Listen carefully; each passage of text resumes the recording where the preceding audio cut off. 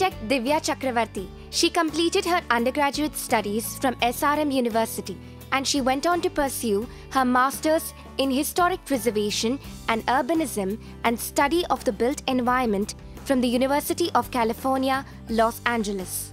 She went on to work for the Department of Planning and Preservation for the city of Pasadena, California. She also did a brief stint of work for Historic Scotland, Edinburgh, UK. She also worked on conservation projects like Khalsa Mahal, Gokhale Hall in Chennai, and Marimalappa Educational Trust in Mysore. She is currently working as a director of Samrakshan Heritage Consultancy. She is also a co-founder of the Artisan Reprisal of Traditional Materials, Method and Technology. She goes on to conduct workshops to revive traditional and lost methods of construction. Welcome to the UGC lecture series for Bachelors of Architecture. The subject we are discussing is Human Settlements Planning, and the topic we are delving into is Issues in Contemporary Urban Planning in India. We shall be further studying transit-oriented development and integrated townships. Transit-oriented development, or otherwise commonly referred to as TOD, suggests mixed use, higher density, pedestrian-friendly development within walking distance of a transit station, where we give importance to the movement of people and goods, and around this concept the entire community, town or city is built. Characteristics of a TOD are a mix of uses, moderate to high density, pedestrian orientation or connectivity, transportation choices, reduced parking, high quality design. Mix of uses and reduced parking are two important characteristics we have to look at. Mix of uses means you will have a combination of residential, commercial, institutional, government buildings within one particular area, which makes sure that the area is going to be utilized throughout the day as well as night. And reduced parking suggests that more importance is going to be given to pedestrian activity or public transportation. So, both of these reflect very good design with respect to environment, being an environmental friendly as well as people friendly. Reasons to pursue TOD: encourage smart growth development, decrease cost of municipal services, improve tax base, improve environmental quality, and broaden transit financing options. The factors that support TOD: strong market conditions, regional commitment to transit, strong and respected local leadership, supportive policies and tools. It's easy to say let's reduce pollution, let's reduce congestion, let's not take individual cars, let us use public transportation. But before we claim make a claim like that, we have to ensure that the public transportation afforded in that area can be accommodated by everyone. It can be utilized and it can be connected to different parts of the town or the city. We have to ensure that the transit and the public transit is in good condition, is in the right connectivity, as in the right place. It is only then that we can say reduce individual cars. It will automatically happen once the public transportation in that area is really of good quality. Supportive market conditions, competitive station area, vacant or redevelopment land available, large parcels in single ownership or easily assembled. Regional commitment to transit, strong transit agencies, committed public sector funding for the transit, and strong transit ridership. So, when you have usually this transit is required by either the urban rural fringe or by a suburban community or a satellite town. When you want to commute to an important town or center of business district, you cannot afford to live there. You want to live in a clutter free, well developed, less congested area, but your work is in the CBD or in the inner city. You cannot afford to take a vehicle. Afford is not the financial sense, but in the time factor also. It might take 2 hours one way to commute, or it might take 1 hour. That's too much of time spent on a travel. So, what is the requirement of the transit by that community? Is it going to be utilized? What is the targeted audience? Is it only going to be by the labor class? Is it by a vast range of people from the labor class to the higher echelons of community? So we have to study what is going to be the ridership. Then we can study, find out about the funding, and then ensure that a good agency, either a public or a public-private partnership, can be developed to develop the transit. Strong and respected local leadership. You need to have political as well as private sector backing throughout. Outspoken support for transit investment, public and private investment in corridors and station areas, and transit usage. So what are the supportive municipal policies or tools? Station area plans, higher density or mixed use zoning, density bonuses, reduced parking requirements, design standards or guidelines, pedestrian amenities, and public investment policies. Station area plans. It should be 1/4 to half a mile around the transit station. This area is defined by natural or man-made boundaries. Other opportunities or constraints. Consider existing or potential land uses, and you need to make sure you incorporate regulatory changes. This, for example, is the Hartford station area plan. There is a proposed busway station. So once you have a railway station, from that to connect to, or you cannot walk obviously to your house in every direction. So it has to be connected to the next level of transportation, which is bus. The bus could then lead to a community where you can just walk to your home. So this has to have a set hierarchical pattern, where from the transit is not just stopped with a train, but it is further connected by a bus. But usually what happens in many areas is they will have a car parking allotted with every station, or in our country you would have a bike parking allotted with every station. You can see such facilities provided in Tambaram railway station as well as in Gindi, where people will ride their two-wheeler, park it over there, utilize the station and the train to reach to their workplace and go back the same way back home. So when it's a similar situation, you can avoid further congestion in the road by introducing a good shuttle system of small buses between the station and the relevant areas around the station. This is the Columbus, Ohio station plan. Again, you can see the importance given to parking of vehicles, because that's what mostly people ended up doing. What are the typical guidelines? Minimal setbacks, parking in the rear, pedestrian seating, good signage so people know where is what, they are not misled or they don't find a necessity to ask for direction to strangers. Good street lighting, wide, well-designed sidewalks, major public avenue, multi-purpose stations, clear transit, pedestrian as well as vehicular collections, respect for neighborhood spaces, and integration of the station with the neighborhood. The last point is very important. The neighborhood and the station should be integrated well, they should be cohesive and they should not be in separate features. When that happens, when the neighborhood has no connection to the station becomes a proliferated place for illegal activities or antisocial activities.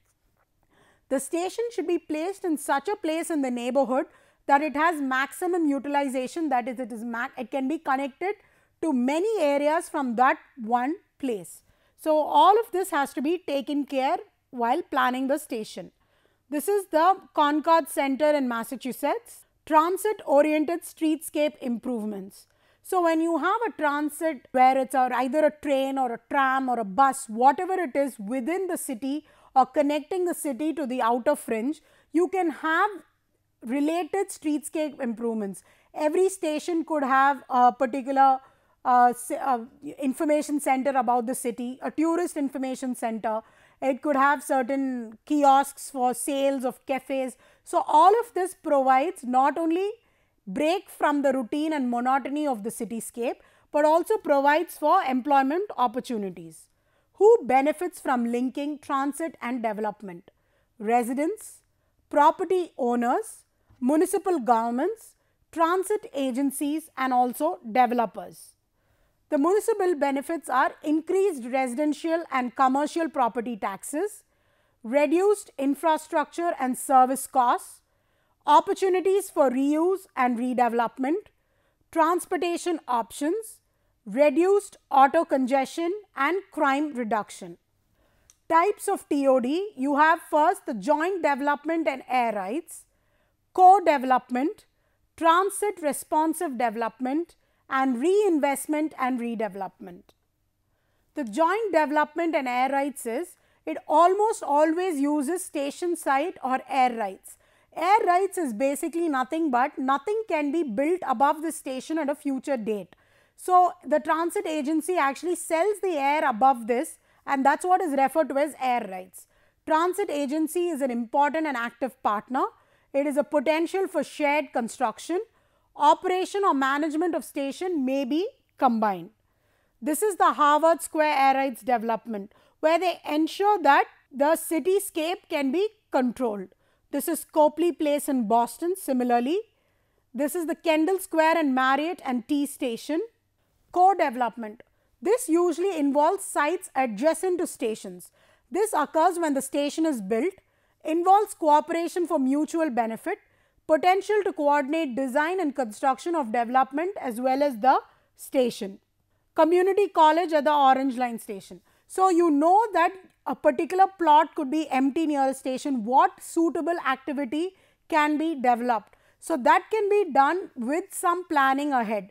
Obviously, having a community college near a station is very useful because you are going to have students, faculty members, other people who work at that college can use that train line and they can access their building with just a walkable distance. So, you can completely avoid the use of providing bike spaces, car spaces and parking garages. So, a lot of profit can be made by the developer as well as the college as well as the environment in the longer run. This is the office and housing development as Alwife Red Line Station. Again, here what they have done is when they found an empty plot of land, they decided why not we develop an office and a housing development. So, once such a process comes in, you can ensure that the station is definitely going to be used, it is not going to become redundant, as well as the office and the housing development will have a ready place where they can commute to different parts of the city, and that adds to the value of that housing development as well. You can say it is only 500 meters from the station. So, that way people are attracted to move there because they can spend less on fuel, they can spend less time traveling, and it is obviously an attraction to live in that place. This is an office development adjacent to Davis Square Station. Transit responsive development. This is located within walking distance of a station. Transit enhances viability of existing sites. Transit agency needn't necessarily be directly involved in this development opportunity. This is the Ballard Vale Station in North Andover, Canton in Massachusetts, where you have condominiums at the station. So, this needn't be bang right at the station because one of the main disadvantages of living right at the station is noise, safety, and you cannot promote a higher end living accommodation near a station. So, let us do it within a 1/4 mile or half mile radius where you can walk it down, or maximum you can use a cycle or maybe have buses that shuttle between the flats or the house development to the station. This is the Concord Center housing and retail. You have shops in the ground floor and you have houses in the first floor. Reinvestment and redevelopment. In this, the transit can actually stabilize property values, encourage investment in existing properties, leads to increase in property values with modest investments. So, what happens with certain areas is they become redundant. They do not have any use after a certain point of time. The businesses might have moved from there to another location.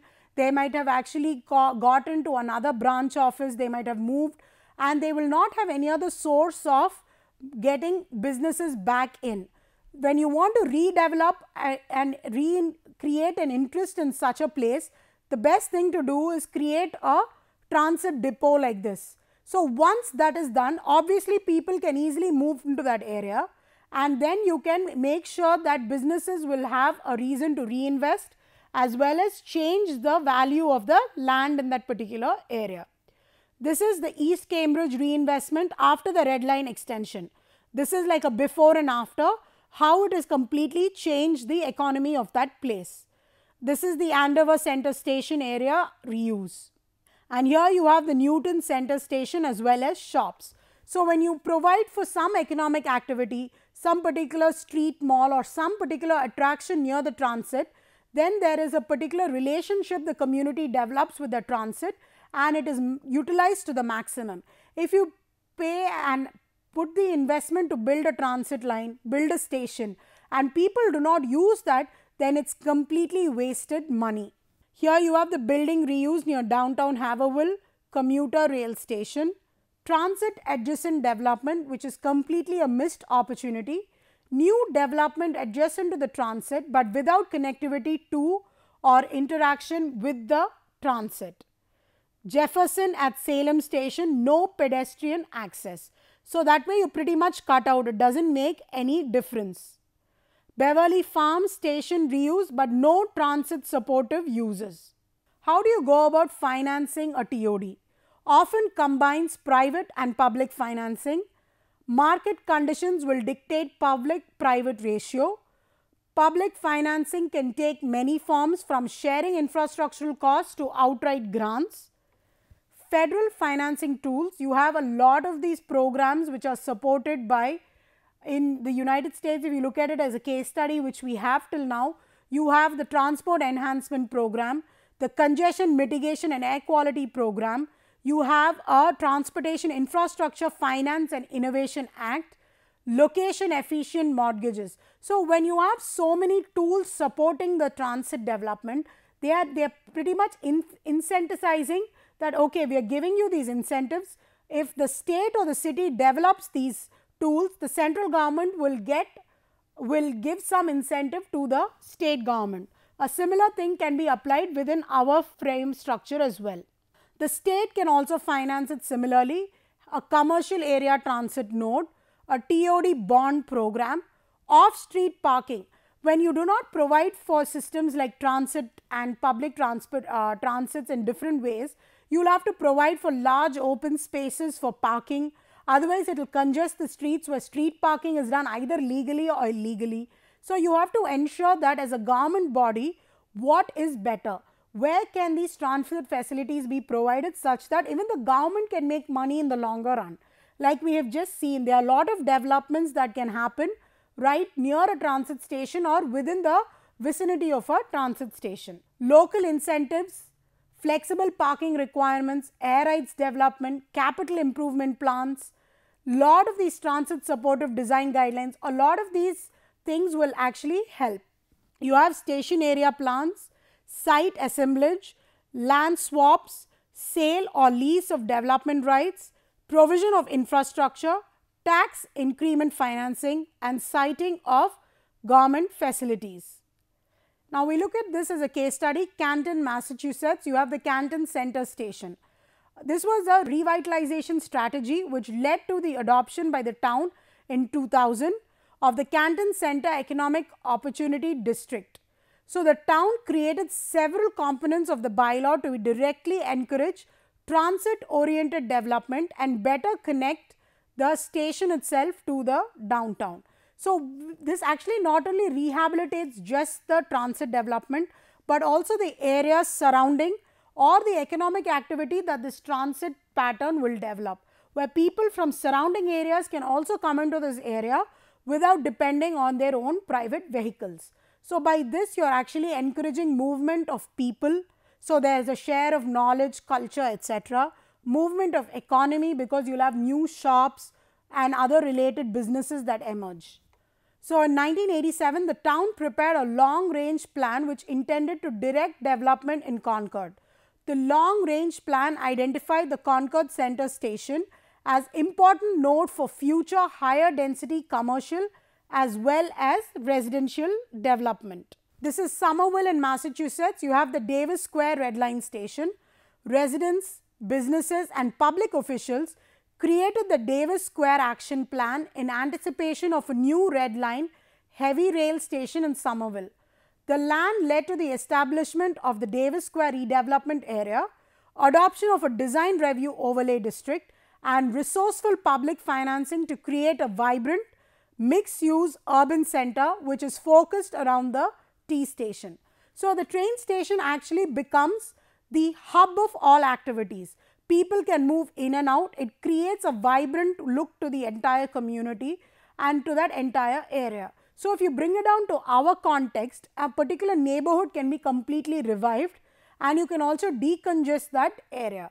A similar thing can be adopted in a place like T Nagar where congestion is the main problem. Narrow roads are a problem which cannot be widened because of development that's already happened, and you can actually revitalize the entire area by ensuring that the transit system is not only workable but also an attractive option for people to travel.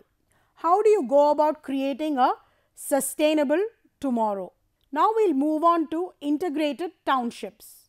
If you look at the background of what exactly an integrated township is, it comprises of a combination of residential, commercial, recreational and other elements necessary to create a conducive environment for living. The demand for residential, commercial, office and corporate space is on the rise. Thus, there is an immense opportunity to develop integrated township projects. Of late, demand for affordable housing has also seen an increase. Now, if you look at any real estate developer, the mantra for most of them is to have a mixed use development. Why do you want to travel to work? Because of this development of the IT sector and the IT corridor, all of them are promoting having a residence very close to the house or incorporated along with a IT building or an IT office building which has its own school. It has a basic facility of clinics, it has shops, it has obviously residences. So, that is the concept of having an integrated township. If required, you do not even have to leave the township unless you want to. So, your basic necessities including your everyday job should not have to take you out of that particular space. What is the potential for integrated development in India? Demand for housing is estimated to the tune of 22 million homes. Scope exists for 400 township projects spread across 30 to 35 cities in the next 5 years. Offshoring phenomenon has boosted the corporate space requirements. The CAGR in office property demand is expected to be 14.5% in the future. Organized retail market is also growing at 20 to 25% per annum. Now, what are the factors that influence market growth? Positive outlook of the Indian government, easier access to bank loans and higher earnings, presence of large number of reputed companies demanding office space, relaxed FDI guidelines for investments in real estate. The revised guidelines allow 100% FDI, ownership of land by foreigners and drop the minimum size of development from 100 to 25 acres. Banks have also relaxed lending norms for hospital and office space developers. Approach to integrated development. First, the real estate is the core central factor. You first need to envision what kind of a project you are going to have. How are you going to go about ensuring that it is going to be an integrated development? Project feasibility and master planning. How is that integrated township? Where is the site? What percentage of it is going to be residential? What percent is going to be commercial? What kind of office space wants to come in there? What kind of a school wants to come in there? Is there a market for this? So, all of those studies have to be done. How feasible is it going to be? Then you need to have an implementation structure. Okay, my master plan is in place. How am I going to go about implementing it and how much is it going to cost me? And once you have that in place, you can have your financial closure. Now, you have a tentative idea how much it is going to cost you, how long it is going to take for this township to come into being. Then you have the next important phase of implementation, which is execution of the project and the even more important part, marketing it. As and when it is developing, it has to start marketing, because as you develop the township, you want to start selling your houses. And before the township is even started, you want to make sure your school is in place, your clinic is in place, that is, you have a particular body who is interested in coming in, as well as an important and reputed office space guy who wants to come in and set shop there. It is only after these three are in place that you go to the next stage. And finally, you have project management and supervision. You have to ensure that your project management and supervision and the vision you had for the integrated community is at least at par, if not identical. Now, the project development process, you need to prepare your project, then you have your financial structuring, and then your execution and marketing. This financial structure and the execution marketing goes back and forth, because your structuring can be based on bank loans, private infrastructural people who want to come in, as well as people who are going to buy in and they will be investing in your property. And finally, you have a monitoring and supervision of that particular process. Now, looking at IIDC as a project developer, it actually dons many hats, multiple role play, overall project manager coordinating the activities of several experts, oversees project execution at all phases, provides project advisory, syndicate funds, that is, you have either an investment banker or a merchant banker. It can also co-invest in SPV if formed and if desired. Now, role of IIDC: 1. Establish initial feasibility and scope out further studies are required. You need to prepare and finalize TOR for various studies, appoint consultants through a competitive process, work closely and assist with the promoter to work out appropriate financing mechanisms. Next, you need to bundle or unbundle projects as per their financial viability. You need to validate bankability of discrete projects. That is, you need to ensure that your financier is in place, and you need to ensure that the project will smoothly go in for the people who are investing in your project. You need to formulate appropriate structuring mechanisms to optimize costs, tenures as well as risks. Assess feasibility of alternate frameworks and assess the developer in finalizing one. Prepare detailed term sheets so as to lead to timely financial closure. Act as a facilitator or advisor for achieving financial closure. You need to have a process of identification of potential investors or lenders. You need to make sure you have a project presentation. Assistance is due diligence, assistance in approval and documentations, etc.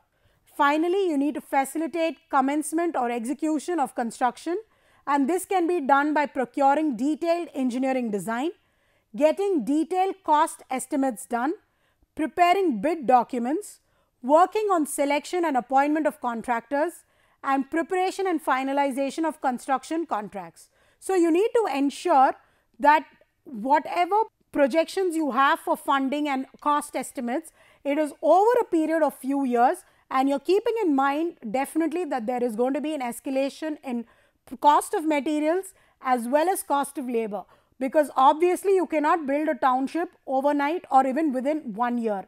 It is going to take a couple of years, and your cost estimate should reflect that. Finally, you need to monitor and oversee the progress of work in compliance with the contract, quality assurance, completeness and compatibility of work, and you need to market the project for its successful development in liaison with promoters and specialized skills of realtors or consultants. To induce strategic partners as required, you need to share or minimize project risks. So, you need to devise a strategy to induct co-developers, approach potential partners to participate, negotiate the role play and financial commitments of partners or co-developers. If you look at some examples which of integrated townships in India, successful ones, you have the Hiranandani Garden in Powai. This complex has numerous facilities to support the residential establishments like a business park, school, hospital, shopping complexes and a hotel, making it an integrated residential cum commercial township. Then you have the Magarpata city in Pune. This is similar, which is located on the outskirts of Pune city, comprising of both an SEZ offering residential, IT as well as commercial activities. If you look at an overview of proposed integrated township, this is, you need to have a residential space, commercial, mixed land use, public, semi-public, green spaces, that is your recreation and open parks, and utilities like transportation and basic urban services. So if you look at a typical master plan of an integrated township, you can see that you have to take into consideration that there's a mixed land use, residential, recreational, there's a hospital building, you need to ensure that's well connected, commercial spaces are demarcated, social infrastructure, that is parks, senior citizen parks, specific children's park, and even the residential land use has to be there for multiple income levels. You cannot just have all 4-bedroom or all independent villas. You need to have 1-bedroom, 2-bedroom, 3-bedroom, and it should encompass a wide variety of economic groups. And you need to ensure that there is provision for electricity, STP, water, and if there's going to be an educational or a school building and a commercial building, their generator and their consumption is demarcated separately. So you need to see what all potentials your building can offer or your township can offer with respect to consumption of energy, production of energy in terms of solar energy, wind, or anything else which is possible in that area. So clearly the different uses have to be demarcated. The zoning has to be done within that township, and it has to be done successfully such that people can live in a cohesive, environmental, clean environment. It has to be people friendly, pedestrian friendly, and even vehicular access that is provided has to be accounted for and well developed and maintained. At the end of this lecture, we have looked into transit development as well as integrated townships. At the end of this lecture, we should be able to answer the following questions. What is transit oriented development? What are the characteristics of TOD? Discuss the basic guidelines for TOD. What is an integrated township? Discuss. That brings us to the end of this lecture. Thank you.